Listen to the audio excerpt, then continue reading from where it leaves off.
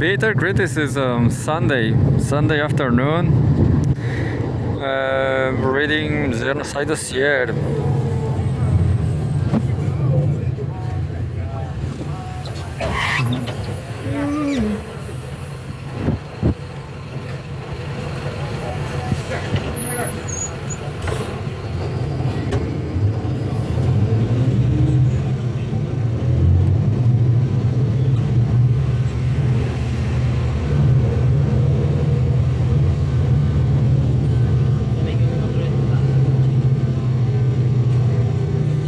So there's some progress. There's breaking news. I'm going to read what happened. Breaking: Al Jazeera, Gaza ceasefire deal agreed between Gaza ceasefire deal agreed between Israel and Hamas takes hold. Second, thousands of displaced Palestinians return to what's left of their homes. And three Israeli captives released. 90 Palestinian prisoners to be freed. Sounds fair, Sounds fair after all this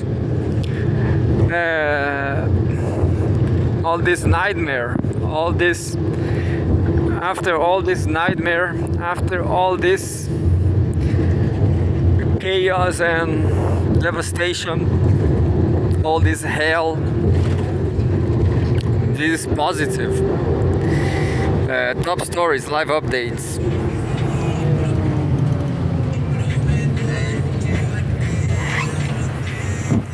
As usual, there's a video. I'm not going to watch it. Live updates. Palestinian prisoners to be freed after 3 captives held in Gaza released. Thousands of Palestinians displaced by Israeli attacks are returning to what is left of their homes. By Nils Adler, Federica Marci, January 19, updated 18 hours ago. 90 Palestinians held in Israeli prisons are due to be freed after the release of 3 Israeli captives held in Gaza under a ceasefire deal between Hamas and Israel. The ceasefire began at 9:15 GMT, after nearly 3 hours delay, during which Israeli attacks killed at least 19 Palestinians. Oh, what a terrible, terrible hell.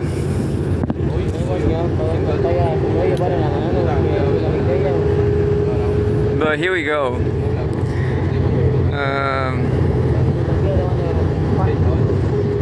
Thousands of displaced Palestinians, meanwhile, have been returning to what remains of their homes in various areas of Gaza.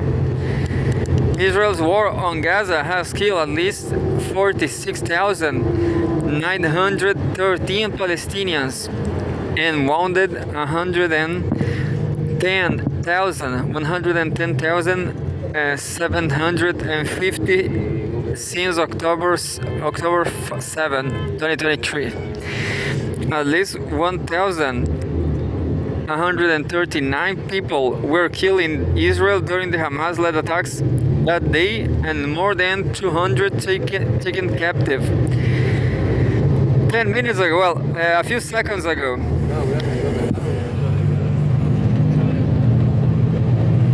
Live updates, real live. Photos. Israeli captives embrace their mothers after release.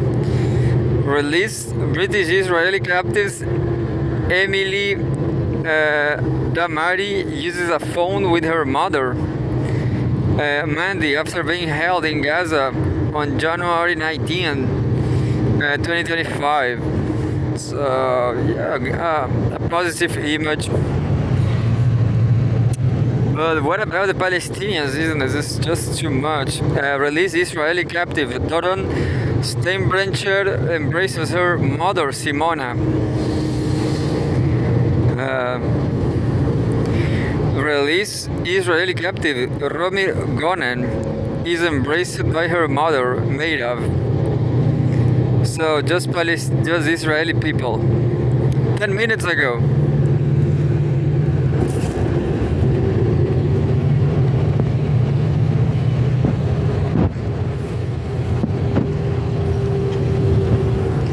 10 minutes ago, the only solution is Palestinian national unity. The only solution is Palestinian national unity. Barghouti. Mustafa Barghouti, the Secretary General of the Palestinian National Initiative, has told Al Jazeera that the only solution for the future of Gaza is national unity.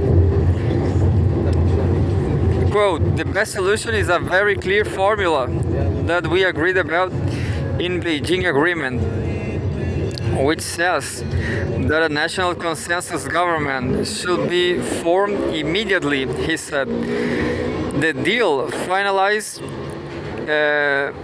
in China in July 2024 after 3 days of intensive talks laid the groundwork for an quote interim national reconciliation government that rule post-war Gaza. There is pressure going in that direction. We are talking about. We are demanding it. We are speaking about it in the media, and the agreement is there. It was signed by all the 14 Palestinian parties, end quote. Barghouti said. Quote, we need a body that has international legitimacy, in the region, and that is capable of organizing and supporting the process of reconstruction, he said. Quote, Hamas told us very clearly they don't want to be the government. They don't want to be in the government, but they want a government that they can accept, Barghouti stated. Quote, that's what we all agree about, a government that can cooperate with everybody, he said. Sunday, January 19, 21 minutes ago.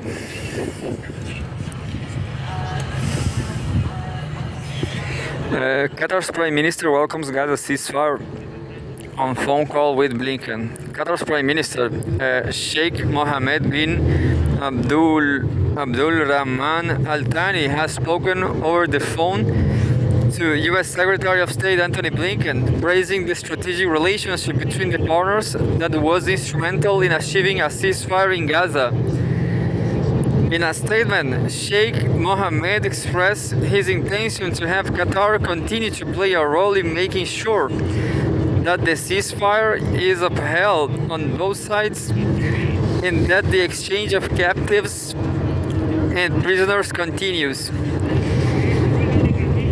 Blinken expressed his appreciation for Qatar's role and for its continued efforts in ensuring that the ceasefire deal is successful. And I don't know where is something strange is happening to.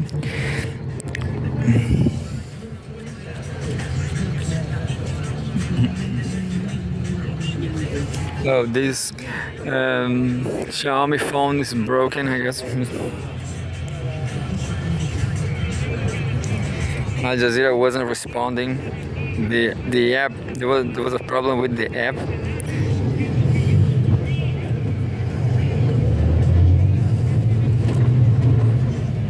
I'm just going to read more 2 or 3 news, live updates.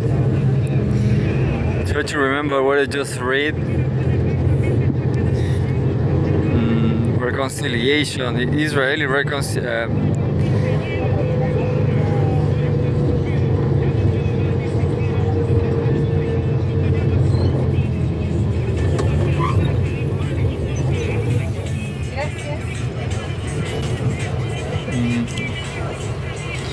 No, the Al Jazeera app is just too problematic. I'm going to Wafa News Agency.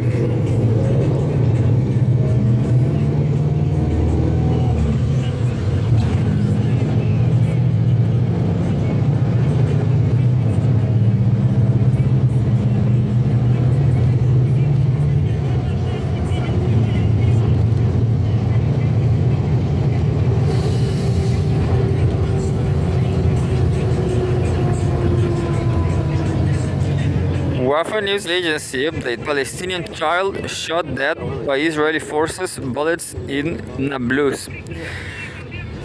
January 19.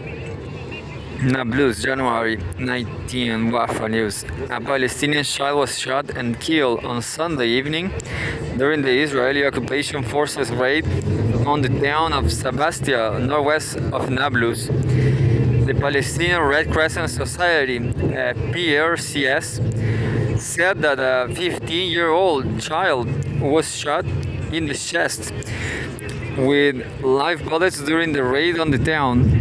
He was rushed to a nearby hospital where he was announced dead of his wounds by the Ministry of Health.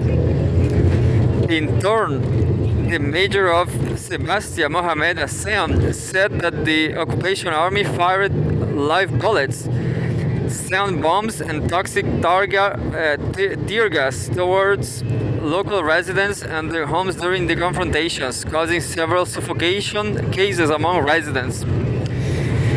So terrible. Terrible Israel.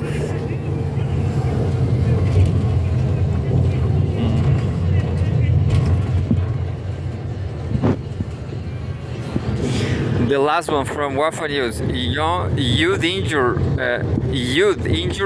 injured during confrontations with Israeli forces near Hebron. Hebron, January 19.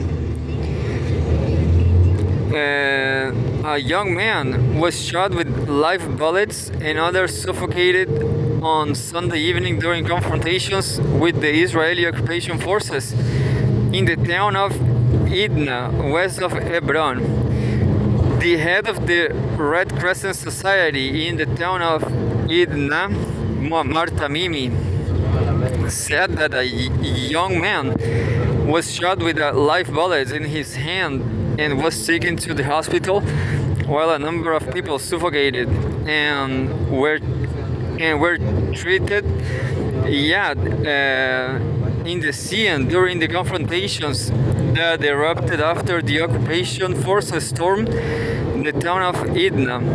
The occupation forces continue conducting daily raids on the town of Edna while retaining civilians for hours, interrogating them in the field, and threatening them, in addition to the continued closure of the main entrance to the town for about 6 months. And that's it by now. So I'm not sure if there's something positive about Palestine, about the Middle East. I sympathize with Muslim people with Al Quran and stuff, well, Islam.